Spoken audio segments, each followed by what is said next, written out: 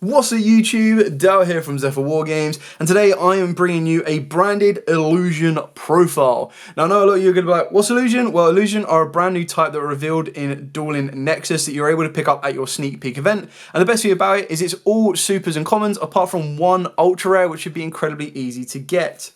Now what makes the illusion archetype or the illusion type so good and mixed with branded is the fact that it helps you pump out fusion monsters that can synergize between the two very easily, and you can even search out kit for your branded engine through the back of your illusion engine as well. It also introduced us to reimaginings of Yourplaymat and Gazelle, the mythical beast, so it's kind of a nice Yugi feel of nostalgia right there as well. So with all of that out of the way, please smash that like button, hit that notification bell and subscribe so you do not miss out on any more upcoming content. So I'm going to take you through the profile. I'm going to give you a baseline of what we've tried to put together here. And the idea behind this is you're trying to balance your normal summon, mainly focusing more on your illusion plays, and then your special summons off of branded opening, and then just hard opening a branded fusion is going to unlock the rest of your branded plays as well. So we'll start off with the illusion cards. So we're starting off with triple Cornfield Kotal. Now obviously this is a very easy common, but this is the card that gives you the ability to discard it and search you out a card that mentions, or technically a monster that mentions Chimera Fusion from your deck to the hand except itself. And the best thing about that is it lets you search out your Mirror Knight. Now both of these have graveyard effects. Mirror Knight is your ideal normal summon of the deck. Now the reason I've gone with 2 is just to kind of play around with ratios. If you want to see the Mirror Sword Knight in your hand, you go with 3 and 3. It's probably a bit more consistent with a draw and lot bird format running around. But the idea that I've kind of gone with this is I'd rather see the Cornfield in the hand and get to Mirror Sword, and I don't really want to see Mirror Sword and a Luba in the hand, because if I see both of them on my hand, you're in such a kind of tight position. You're like, do I want my normal summon to lead to my illusions, or do I want my normal summon to lead to the branded? Kotal also has a very nice graveyard effect that while you control Chimera the Flying Mythical Beast, which both of the fusion monsters become that name while they're on the field or in the graveyard, you have the ability to, when your opponent activates a card or effect that targets a card on the field, you get to, or technically it's a card you control, you get to banish this from the graveyard and negate it and destroy it. Sword Knight also has a very cool grade effect, so that when a monster your opponent controls activates this effect while you control Chimera the Flying Mythical Beast, quick effect, you can banish this card from the field or graveyard and negate that effect. The reason that the sword is the main normal summon of this is if this card is battles an opponent's monster, neither could be destroyed by that battle, but you can only use each of the following effects once per turn. Quick effect, you attribute this card to special on one monster from your deck that mentions Chimera Fusion except itself. Now the one you're going to want to be going for is your big winged Yourplaymat. And the reason you're going to want to go for this guy is it basically gets you a 2 searches. So, if it's normal or special, it's a level 5, so it's a little bit more tricky to normal summon, but it is doable. You get to add a level 4 beast monster and or 1 Chimera Fusion, which basically means you don't need to have both targets in the deck in order to activate and resolve this. You can either add one or the other, or both. And the reason this is so good is not only can you search out your Gazelle, the King, if you want to, but ideally you want to be sending this to the graveyard off of Branded Fusion, but you can also search out a Springgun's Kit, and your Springgun's Kit is then going to be able to special summon itself down once you've activated your Branded Fusion, and you're going to end your board with stuff like the Rinbrum plus Mirror Jade and everything else. If that wasn't enough, if it is sent to the graveyard as material for a fusion summon, you get to target 1 illusion monster in your graveyard and special summon it back, which is why you can bring back this Mirror Swords Knight and then tribute it off and get a Yourplaymat, so then you get another search the next turn if you wanted to double up on your Chimera Fusions.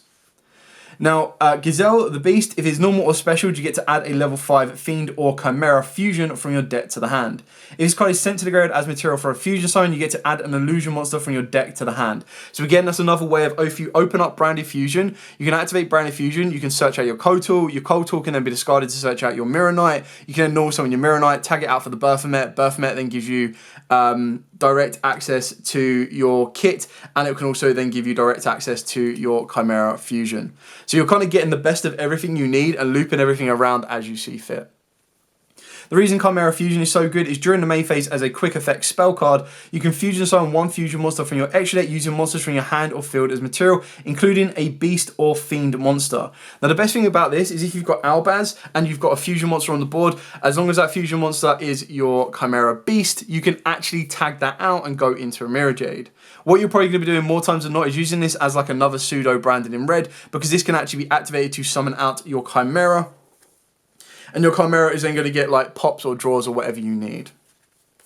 If that wasn't enough, you do get additional effects. So during the main phase, if this card is in the graveyard and you have Chimera the Flying Mythical Beast on the field or in the grave, you get to activate one of these effects. Either add this card back to the hand or banish it, and if you do, special summon both one Gazelle, King of the Mythical Beast, and one Baphomet from your deck or graveyard. Now it's a shame that these cards, where is he? This card and this card isn't treated as exactly those, because obviously they do have different names. And it does specifically refer to Gazelle, the King of Mythical Beasts, rather than Mythical Claws. And it does refer to Baphomet rather than Big Winged Baphomet. So it's a bit of a shame that that doesn't have that synergy there, but the idea is you're really going to be looping it back as resource. And you can only use this effect to either add it back once per turn, but you can fuse with it as many times as you want. So if you were to play 3 of this and you opened up 3 copies of it, technically you could Chimera Fusion 3 times. So keep that in mind.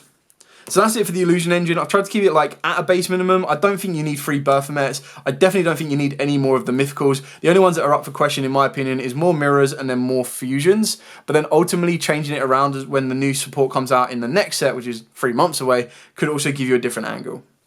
So that's it for the Illusionist cards. Moving on to the branded cards. So I've gone with 2 Aluba. Arguably, you could even put this down to 1. Now, I know it's a very, very risky chance of doing that. But like I said, you don't ever really want to see a route to your Mirror Swords, which is obviously 3 of this and then 2 of itself, and a hard route to get into Aluba without special summoning it. Like, to see Aluba in this deck, you want to see it off the back of branded opening, otherwise you're not going to get anywhere with it. You don't want to normal summon this, you're just going to be doing normal branded fusion plays, which is fine, but the whole idea of this deck is balancing the Illusionist with, of course, the branded element as well. Then we do have 2 Fawn of Albaz, again 2 or 3, entirely up to personal preference. I'm trialing out 2 on this one. As you can see, I'm playing a lot of 2-ofs just to try and keep the balance going and messing around with ratios, but this could very easily become 3 in the future. Heck, it could become 3 Albaz and 1 Aluba for the pure fact that I can actually summon this off of the back of Fusion Deployment as well. Then, of course, you do have the 1 Quem, the 1 Cartesia, and the 1 Kit. So I've already explained for the pure fact that Kit is searchable. I've tried to maintain the whole heart and essence of the branded side of it. So we've still got the 1 Albion and the 1 Tribegate Macoria. And then, of course, we do have the 1 Lubellion and the 1 Saronir. Now, again, you can cut the Saronir if you want to. The reason I like Lubellion is just that very early access to get into something like Branded Lost. If you set up your Branded Lost, it just gives you so much resource and so much protection, not only for your branded plays, but also for your Chimera Illusion plays as well. It's absolutely insane, which is why I'm still playing these. But technically, in this version, you could cut them if you wanted to. Of course, we are playing triple branded fusion, waiting for ultis to kind of start circulating a little bit more, and then we'll pick up and upgrade those. Triple branded opening, this is your ideal starter with a route to illusion. So basically branded opening plus a discard, and then either your Kotal or your Mirror Knight is going to give you pretty much full combo. You just need discard fodder, and the idea behind the way that this plays is you do burn through your entire hand, but then you regain that hand as you go through your opponent's turn, and you're setting yourself up with graveyard negates. You've got more interruptions, more interactions, and really slowing your opponent down. Carrying on, of course, I've kind of cut this down to 2 Fusion Deployment. Yes, of course, you do have Cartesia and you do have Albaz. Again, this is one of the ones that I'm playing around with the ratios. This is something completely new. I've done a bit of testing with the Illusionist and technically the Gazelle and Baphomet, and it's just kind of getting the ratios right where I can balance this with this. This is obviously going to be a starting block for most people, so use it, build on it, change it, adapt it as you see fit. 2 Nadir Servant. Now, the best thing about the Illusionist is it does give you that ability that ideally, you want to be able to use them first and try and bring out the hand traps before you activate Branded Fusion. But should your opponent manage to stop your Illusionist plays with Imperms and then stop your Branded Fusion with Ashes, you still have an option of fallback of Nadir Servant, and Nadir Servant can still get you Quem and then move your plays further forward that way as well. Still playing the 1 branded red, because why not? 1 branded lost, and because we are playing Kit, we are also playing branded in white, because the whole combo, if you do need to use out your normal summon through branded fusion as well, is you can also go into the Rindbrum, and then off of Rindbrum, because you've got your Kit down, you can also get branded in white. Branded in white can then set you up your Mirror J plays and everything else in between. And then finally, the 1 Retribution. Then the final 6 spaces are flex spaces, whether you want them to be board breakers, whether you want them to be more direct hand traps, whether you want to be draw cards, entirely up to you. But I went with 3 Ash and 3 Imperm, pretty standard, but it's entirely up to you. If your locals are all playing Vanquish Souls and dodging your imperms, they can very easily be taken out. And if you're playing in a local environment where they're not losing to Ash Blossom instantly, then again, you can swap that out to something a little bit more effective. Moving on to the extra deck, we are of course playing the brand new Chimera, the Illusion Beast. So this requires Chimera, the flying mythical beast, this guy right here, and one or more illusion monster. This card name becomes Chimera, the flying mythical beast while on the field or in the graveyard, and it can attack monsters a number of times each battle phase up to the number of materials used for it. So at the base minimum, it's going to be able to attack twice. If this card battles a monster, neither can be destroyed by that battle. However, at the end of the damage step, if this card did battle an opponent's monster, you can change that opponent's monster's attack to 0 and negate its effect. So if your opponent does have a fat stack boss monster on the board that you can't kill with a 3100 beater, you can attack it, take a little bit of damage, but then reduce it to 0 and negate its attack, negate its effect, so that when you attack again, even though that little bit of damage you took, unless they were on a 6200 attack, you're going to be able to balance back out by hitting them for 31 as well. And then Chimera, the King of the Phantom Beasts. It requires one Beast monster and one Fiend monster, so very easily made through your Chimera Fusion, your Illusionist, everything else.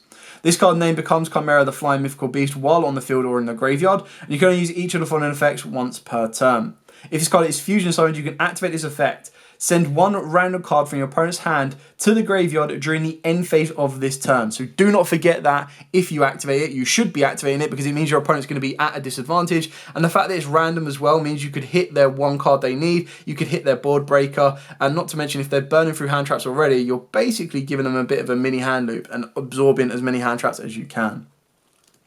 If that wasn't enough as well, during your opponent's turn, as a quick effect, you can banish this card from your graveyard to target a beast, fiend, or illusion monster in your graveyard and special summon it. So again, you can pretty much set the loop back up for your Mirror Sword Knight, tag out for your Baphomet, and off you go.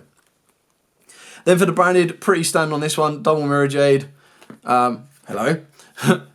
He couldn't wait to be shown. One Dust Dragon, double Albion, one Lubellion, one Rindbrum. This is actually a little bit more effective in the deck because it's obviously Fallen of Albaz plus a Beast, so you can very easily send your Gazelle, and then that's how you can set up yourself. So if you go open up with Branded Fusion, for example, you can go Branded Fusion into Gazelle, and then go into your Rindbrum, so you don't need to discard for that Lubellion until a little bit later on. The Gazelle can then search you out your Mirror Knight. You can then normal summon your Mirror Knight, tag it out, go into your Baphomet. Baphomet can then add you your kit, and then can also add you your Chimera Fusion. So by adding the kit, because you've already got the Albaz in the graveyard, you could special summon down the kit. You could then use that effect of kit to put the Chimera Fusion back technically and get a Branded in White. Branded in White can then be activated, and that can start building you up to stuff like Lubellion. And also you then have a discard. You can discard the Lubellion, and your end board will be a Rindbrum, a Mirror Jade, and a Baphomet all ready to go. And like I said, if you're able to hold on to the Chimera Fusion, you'll then be able to add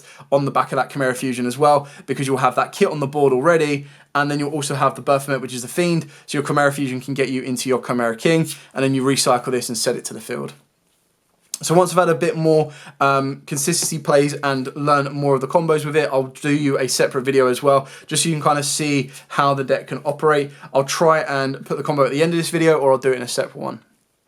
And then we've got the one Titaniclad. Albalonatas is just local specific. I've got Dragon Link players running around my local, so this is actually a great card against them. One Quinteris, one Lulu Warlif, one Dracostepelia, and one Guardian Chimera. So you can see there's a bit of flexibility in this deck. We're not playing direct access to Dragoon. If you wanted to, you can look at stuff like Duality. You can look at stuff like putting Dark Magician back into the deck if you want to. Heck, you could very easily put in the Light Hex Seal and try and utilize that as well, or the Dark Hex Seal, either one, to try and probably replace some other cards as well. But that's it for the deck. That's kind of it for the theory crafting as well. I think what I will do is I will now try and show you the combo involving Branded Fusion and a couple of discards, just at the base minimum, so you can see where you get started and how it can end as well. So we'll be back now. So here is the technically one card combo, but you do need cards as discard. So I wanted to show you the base minimum of what Branded Fusion can do in order to unlock the Illusionist. Now, obviously, if you do start adding more direct routes to the Illusionist plays, you can do it a little bit differently. If you open up a normal sign to get to your Branded Fusion, this is another way that you can get into your Illusionist without committing too much. So you can start by activating Branded Fusion, and then from the deck to the grave, what you're going to want to send is you're going to want to send your beast in the form of your Gazelle, the King of Mythical Claws, and then of course you're going to want to send your Fallen of Albaz. wherever it may be. There we go, send the Fallen of Albaz.